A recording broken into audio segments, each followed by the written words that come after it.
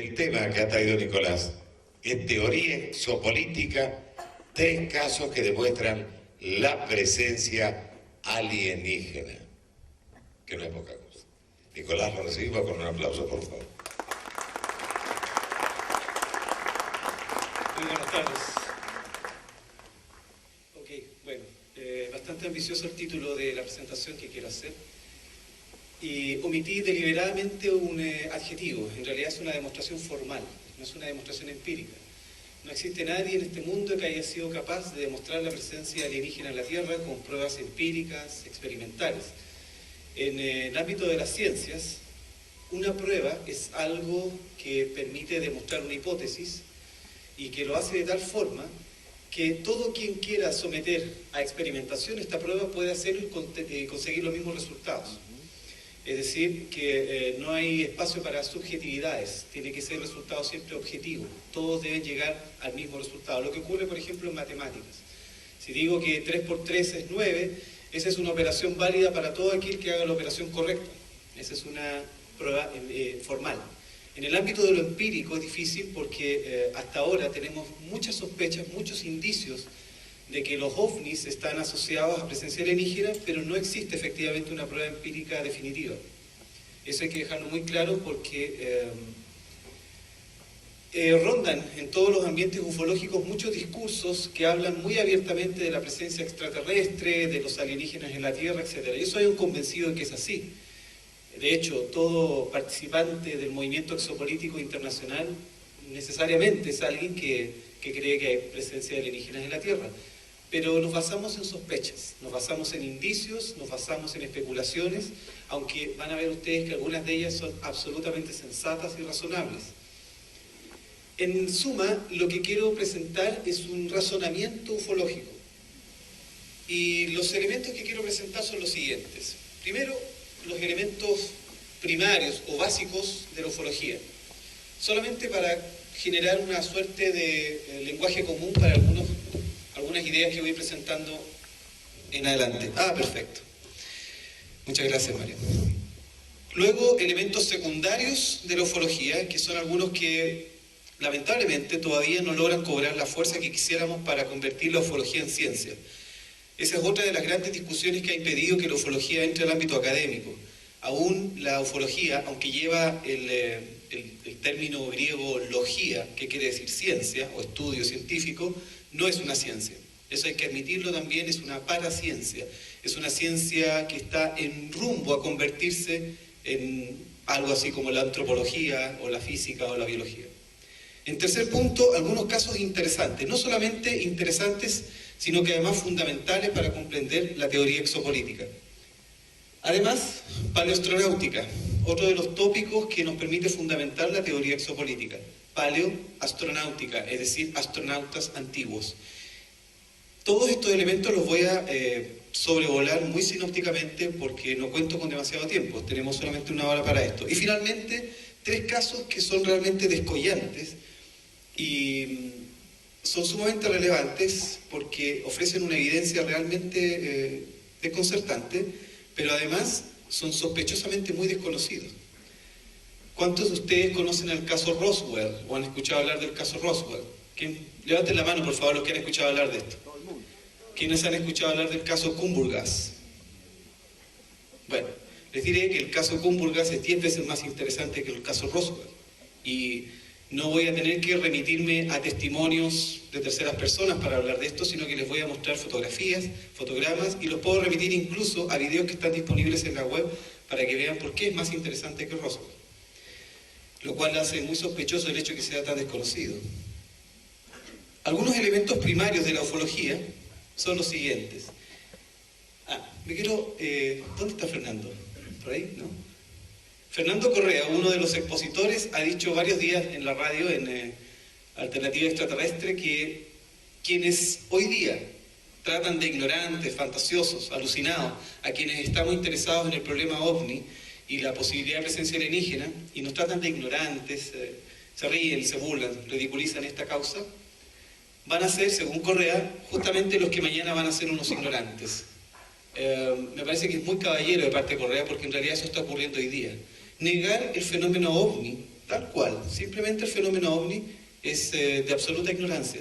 El fenómeno ovni está absoluta y completamente comprobado y aceptado en todos los organismos aeronáuticos del mundo. No hay ninguna agencia aeronáutica en el mundo que no haya aceptado el fenómeno ovni como una realidad. Pero ojo, cuando digo ovni, no digo extraterrestre, ni alienígena, ni marcianitos, ni nada por el estilo. Simplemente fenómenos aéreos anómalos, fenómenos espaciales que no responden a ninguna explicación convencional. Entonces, como fenómeno ovni está completamente demostrado. Y entonces, a partir de esto, tenemos algunas aserciones. Primero, es real e inteligente, que es lo que lo vuelve tan interesante. Es un fenómeno real, es efectivo, tiene una materialidad, tiene un tiempo y un lugar en el espacio que nos demuestran su existencia como fenómeno. En segundo término, es inteligente. Si simplemente se manifestara como un fenómeno aleatorio, sin comportamientos predecibles, sin regularidades de ningún tipo, tal vez no sería tan interesante. Lo que lo hace extraordinariamente interesante son algunas de sus manifestaciones sumamente inteligentes.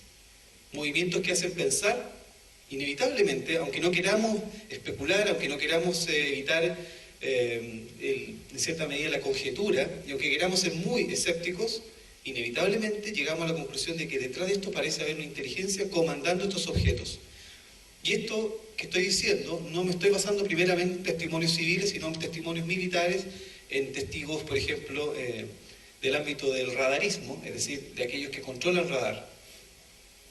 Otra característica fundamental, primaria, del fenómeno ovni, es que en estricto sentido no implica presencia alienígena o extraterrestre. Quiero hacer aquí un alcance conceptual. Puse ahí entre paréntesis aliente. Todos habrán escuchado hablar del término inglés alien. Alien significa originalmente extranjero, pero con el tiempo y el uso de la ufología, el término alien en inglés llegó a significar extraterrestre. Y es un término mucho más correcto que hablar de extraterrestre. Cuando nosotros decimos extraterrestre, en rigor estamos asumiendo que estos seres presuntos provienen del espacio exterior, cosa que no sabemos. No tenemos la más mínima idea de dónde vienen, quiénes son o qué quieren. Difícilmente podemos decir que son extraterrestres. Podrían ser intraterrestres. Y de hecho, justo detrás de nosotros, creo, está el Uritorco, de donde ha surgido toda una leyenda que dice que podrían haber seres intraterrestres. Podrían ser seres submarinos. Hay múltiples lugares y rincones en este planeta donde esconder una civilización completa. De hecho, hasta hace poco se siguen encontrando arqueológicamente nuevas civilizaciones perdidas. Una civilización muy avanzada podría estar perfectamente escondida en este planeta, de manera que no sería en ningún caso extraterrestre, sería tan terrestre como nosotros, pero alienígena, o más correctamente, alien. Y ese término alien en latín quiere decir un ser otro. Ali significa en latín literalmente otro. Ens significa ente, otro. Es decir, el aliens es un ser otro, un ser absolutamente desconocido, que no tiene nada que ver con nosotros, es otra cosa. Eso es un alien en inglés. ¿Cómo lo traducimos al español? Como alien, aliente.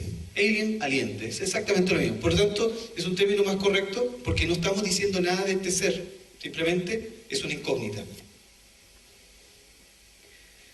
Otro elemento bastante aceptado y bastante objetivo es que el fenómeno ovni, si bien no tiene el mismo concepto, el mismo término para definirlo, se ha presentado a lo largo de toda la historia.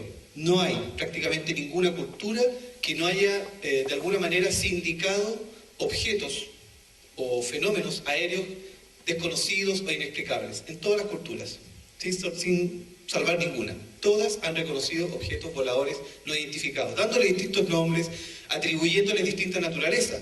Evidentemente, en otros tiempos, a lo que hoy día llamamos un ovni, pudo habérselo considerado, por ejemplo, ángeles, hadas, seres elementales, en fin, dioses, probablemente. Vamos a hablar un poquito más adelante de eso. Y por último, otro elemento sumamente esclarecedor dentro de estos elementos primarios de la ufología es el peligro que revisten en términos de aeronavegación. Uno de los trabajos que realizaba un buen amigo nuestro chileno, el mayor de ejército Rodrigo Bravo, que además es piloto militar, activo, es el peligro que revisten los ovnis para la aeronavegación. Hay múltiples casos aeronáuticos en los cuales estos objetos se cruzan en las aerovías de manera absolutamente intempestiva, impetuosa, y no respetando ninguna de las reglamentaciones que rigen la aeronavegación. Por lo tanto, revisten un importante peligro. Eso es muy importante para considerarlo en términos militares, que es lo que va a apuntar en cierta medida la exopolítica. Algunos cuestionamientos que sin duda nos tienen a todos acá presentes son los clásicos. ¿Qué son los ovnis? ¿Qué quieren? ¿De dónde vienen? ¿Quién los conduce? Si es que se acaba de hablar de conducción. Y sobre todo, ¿qué podemos pensar razonablemente de ellos? Es decir, en términos de estricta razón o de lógica, ¿qué es lo que se nos da a pensar sin arriesgar la saludable especulación, sin arriesgar la sensatez? ¿Qué es lo que podemos decir de los ovnis? En base a estas preguntas, y frente al fenómeno ovni, han surgido algunos puntos de vista, algunas perspectivas de la ufología. Hay, por decir así, tendencias o escuelas incluso, yo diría mejor, perspectivas interpretativas del fenómeno, es decir, grupos de personas que se paran desde un cierto ángulo para observar el fenómeno y a partir de ese ángulo lo conceptúan, le dan una cierta calidad, una cierta condición, le atribuyen una cierta naturaleza. En el caso de la ufología psicosocial, se considera que fundamentalmente el fenómeno ovni es una proyección psicológica de nosotros mismos, de los seres humanos. Frente, por ejemplo, una de las hipótesis, a la caída o el deterioro que han sufrido las religiones durante el siglo XX por infinidad de episodios y lamentables hechos que se han dado dentro de las iglesias, no solamente de la iglesia católica, la iglesia evangélica, la protestante en general, sino que en general, dentro de lo que se llama la crisis metafísica del siglo XX, donde el hombre empieza a dudar de todo aquello en lo que creyó durante siglos, surge el ovni como un reemplazo, como un relevo de estas creencias. Y entonces, en vez de creer en ángeles, profetas, salvadores, comenzamos a creer en estos hermanos mayores que vienen del espacio a salvarnos. De eso no hay ninguna evidencia. Esa es una leyenda, es un relato, una narración que nos han entregado algunos supuestos contactados. Es decir, personas que aducen haber tenido encuentros cercanos de directo contacto con extraterrestres o con alienígenas, valientes, como ustedes quieren llamarlo. Pero de eso no hay ninguna prueba. El ámbito de especulación sobre este fenómeno psicológico y social se le llama ufología psicosocial. Luego tenemos la ufología aeronáutica. Es una ufología que se encarga exclusivamente de los casos aeronáuticos, aquellos que reportan pilotos civiles y pilotos militares, que son muchos. Ustedes dirán, ¿pero por qué no nos enteramos de todo eso? Por una razón muy simple. Hasta hace unos pocos años en Chile, que ha sido uno de los países que afortunadamente ha tenido un carácter un tanto vanguardista en términos ufológicos, sobre todo por la cantidad de avistamientos que tenemos en Chile. Chile probablemente sea el tercer o cuarto país del mundo con más avistamientos, después de Estados Unidos y México, evidentemente. Entonces, muy temprano se generó una oficina, que es el CEFA, el Comité de Estudio de Fenómenos Aéreos Anómalos, dependiente de la Fuerza Aérea de Chile, que investiga todos estos casos aeronáuticos. Y son múltiples. Hasta que no se formó esta oficina, habían protocolos internos dentro de las líneas aéreas, por ejemplo, comerciales, para simplemente, primero pasar al piloto que reportara un ovni por el diván del psicoanalista. Era fundamental. Lo más probable es que estuviera loco, que estuviera alucinando, proyectara su inconsciente, quizás qué cosa. Si pasaba estos test, tenía que estar durante un tiempo sometido a otras pruebas y reacondicionamientos para volver a ejercer.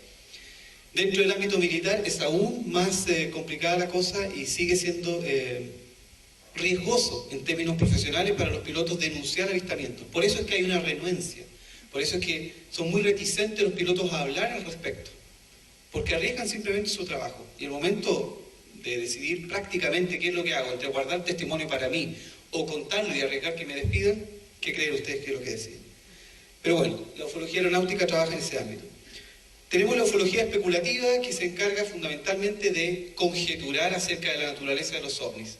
Es una de las más odiadas y más amadas. Odiada por los escépticos porque aquí han surgido las teorías e hipótesis más escalofriantes, más sofisticadas, complicadas algunas.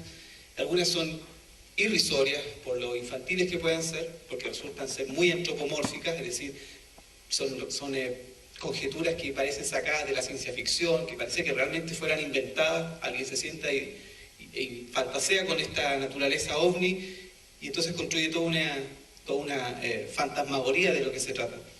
Pero también dentro de la ufología especulativa hemos encontrado algunas teorías muy interesantes, como las que ofrece Jacques Vallée, por ejemplo, acerca de la probabilidad de que estos aparatos, estos objetos provengan de dimensiones paralelas. Jacques Vallée no es cualquier persona, es un astrofísico e ingeniero en computación que se dedicó por mucho tiempo a la investigación ovni y sigue haciéndolo. Y bueno, hasta que falleció. Lo interesante es que dentro de la especulación saludable han surgido algunas teorías muy interesantes para explicar cuál podría ser la naturaleza de la aparición de estos fenómenos en nuestra dimensión.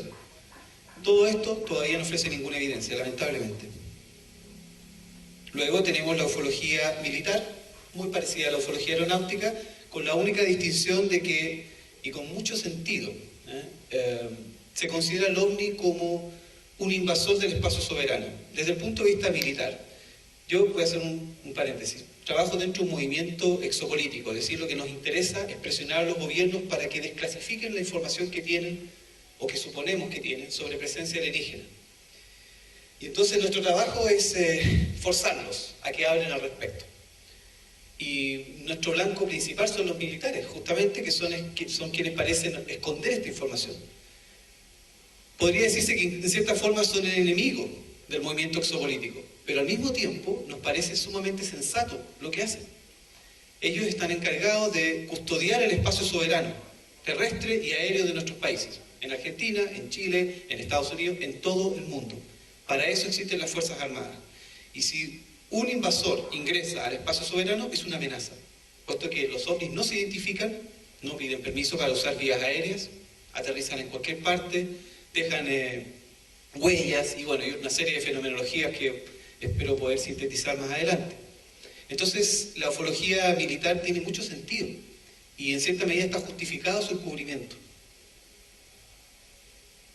Tenemos por otra parte la ufología escéptica, aquella que, más que negar, lo que hace es dudar de todas las explicaciones que puedan haber surgido en los últimos 70 años para explicar el fenómeno ovni. Han surgido muchas explicaciones, pero ninguna ofrece evidencias empíricas, como dije al principio, no hay pruebas. La ufología escéptica dice, no debemos hablar de qué son en realidad los ovnis hasta que no se ofrezca una prueba empírica experimental, repetible en laboratorio y objetiva. O sea, la naturaleza de pruebas que nos pide la ciencia. Y por último, creo que la más interesante de todas, la ufología política. Esta ufología política no tiene mucho tiempo, no son más de 15 o 20 años, principalmente en Estados Unidos, con, por ejemplo, dispositivos políticos como el FOIA. FOIA en Estados Unidos es un mecanismo que le permite a los ciudadanos forzar al gobierno para que revele la información en distintos aspectos de ámbito ciudadano. La ufología política que surgió en Estados Unidos se ha dispersado, se ha extendido a todo el mundo. Y hoy día existen activistas políticos que claman por el destape total de esta información. En Argentina, hace un par de años se formó también ahora una agencia dependiente del gobierno, financiada por todos ustedes, para investigar el fenómeno ovni. En Chile existe hace 13 años, en Brasil hace unos 10 años. Y así, distintos países van generando instancias de investigación para hacerse cargo de este problema, de esta situación ovni, que es absolutamente real, como decía al principio. La ufología política ha estado detrás de esta movilización, pero hay mucho trabajo todavía por hacer porque estamos convencidos de que se oculta gran parte de la información. Elementos secundarios. Acá entramos en un problema, son secundarios, ¿por qué? Porque no son tan estrictos como los primarios. Acá ya comienza a haber una discusión. Primero hay una condición subjetiva, es decir, estamos refiriéndonos a aquello, esto está muy vinculado con lo segundo, a aquello que nos revela o que transmite un testigo. Es decir, X persona dice, vi un platillo volador con luces que giraban en un cierto sentido, se desplazó a velocidades. En estos 3 días que llevo en Capilla del Monte habré escuchado 10 testimonios fácilmente de ovnis. Algunos de ellos muy sofisticados, con aparentes avistamientos que han durado minutos, 10, 15 minutos. Y personas que mirándome a los ojos me dicen, vi esto, vi un platillo volador metálico con ventanas. Hace unos días, alguien me hizo una descripción muy detallada. ¿Dónde están las pruebas? No tengo ninguna. No ofrece ninguna evidencia palmaria. que yo pueda someter a experimentación. Pero son tantos los testimonios históricos que uno empieza a decir, algo pasa acá. Pero estos son los elementos secundarios, entonces. Son testimoniales, refieren concomitancias. Y aquí, color amarillo, ¿por qué? Porque aquí comienza el problema. Lo realmente problemático son las concomitancias. Una cosa es el fenómeno ovni, el objeto suspendido en el aire, volando, viajando, haciendo zigzag, lo que sea. Y otra cosa es aquello que se adhiere o que aparece, que surge junto con el avistamiento, en forma paralela. Por ejemplo, tal vez ya lo están imaginando, humanoides. Cuando el objeto volador no identificado aparece por sí solo, ovni. Pero cuando conjuntamente con el avistamiento hay un aterrizaje, por ejemplo, se describen, comillas, patitas, fuselaje, ventanas, puertas que se abren, descenso de humanoides, ahí hablamos de una concomitancia. Y ahí la ufología, en realidad, se queda corta. Ahí comienza realmente a pensarse de manera exopolítica. Aquí estamos hablando de otra cosa. Ya no es suficiente el concepto de ovni. Aquí estamos hablando ya de aparatos. Y aparatos de los cuales vemos emerger criaturas. Humanoides, antropomórficas. Cabeza, piernas, brazos. Es muy extraño. Pero eso es lo que constituye las concomitancias y lo que vuelve tan problemático todo esto. Otro elemento secundario es que en este caso se invocan otras ciencias. Originalmente la ufología, años 50, 60, 70, invocaba solamente físicos, astrónomos, ópticos, ingenieros en balística, por ejemplo, ingenieros químicos, es decir, ciencias duras, ciencias estrictas para investigar el fenómeno ovni, las huellas que pueda dejar. Hoy día el llamado es urgente a que se involucren psicólogos, antropólogos, historiadores, lingüistas, historiadores, es decir, ciencias sociales. Porque el fenómeno simplemente se expandió y se amplificó de tal forma y se complejizó a tal punto que un físico no puede explicar lo que ocurre al interior de una sesión regresiva para una persona que declara haber sido abducida, por ejemplo. ¿Qué puede hacer un físico ahí? Necesitamos un psiquiatra, necesitamos un psicólogo, necesitamos un hipnoterapeuta, un filósofo, un antropólogo. Entonces es una revolución dentro del pensamiento ufológico invitar a estas otras ciencias a hacerse parte. Y por último, dentro de estos elementos secundarios tenemos las graves implicaciones que implica todo esto. Cuando hemos aceptado estas concomitancias, que son las que realmente nos interesan, como elementos secundarios encontramos implicaciones gravísimas. Nada menos, damas y caballeros, estamos hablando acá de qué pasaría si nos dejamos de cuentos, si nos dejamos de lucecitas ambiguas en el cielo, sino que hablamos de platos lenticulares, en forma de lenteja, de lente, metálicos, de los cuales debemos surgir patas telescópicas. Todo eso que ustedes pueden haber visto en películas no surgió en el mundo cinematográfico, surge en el relato de la gente. Surge en oleadas como la oleada francesa, por ejemplo, en la que campesinos, analfabetos, describieron naves espaciales, de las cuales emergían seres absolutamente bizarros, que no corresponden en ningún caso a una descripción de un ser humano, en ningún caso. Pero aún queda más, vamos a hablar de un caso muy reciente. Bueno, algunos casos interesantes dentro de la ufología, y no solamente casos, también algunos tópicos, algunos aspectos interesantes de la ufología, para fundamentar siempre la exopolítica, son a considerar lo siguiente. La ufología se compone de dos elementos básicos. El testimonio. Gran parte de lo que hemos construido como cultura ufológica está basada en testimonios. Lo que cuenta 1, 2, 3, 4 personas, 10, 100, 20. En el caso de la aparición de Fátima, por ejemplo, hace muchos años, que está indicada como una experiencia religiosa, tiene todas las características de una experiencia ufológica. Y fueron miles de personas testigos de ello. Tenemos además registros audiovisuales, filmaciones, audios, videos, fotografías y experiencias en las que se dan las dos cosas. Están los testigos y están los registros. Estas son las más impresionantes. Ahora sí me voy a los casos, voy a ir muy rápido. El interés acá es solamente referirlos. Toda esta información ustedes la pueden encontrar en internet para quien quiera profundizar. Y si no, van a quedar acá en las referencias para que puedan comunicarse posteriormente y solicitar y decir, hey, Nicolás, me interesó el caso de Tunguska, me pueden mandar información. Yo encantado mandaré links y literatura y todo lo que corresponda.